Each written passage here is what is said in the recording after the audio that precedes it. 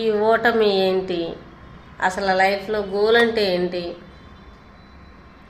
అని నాకు ఎప్పుడు తెలిసిందే అంటే పూర్తిగా బిజినెస్లో దిగిన తర్వాత ఒక 1-2 ఇయర్స్ మన కంపెనీతో ట్రావెల్ చేసిన తర్వాత. అంటే లైఫ్లో ఏదో ఒకటి మనకి నీడ్ ఉంటుంది, ఆ నీడ్ ఏంటిది మనకు తెలియాలి.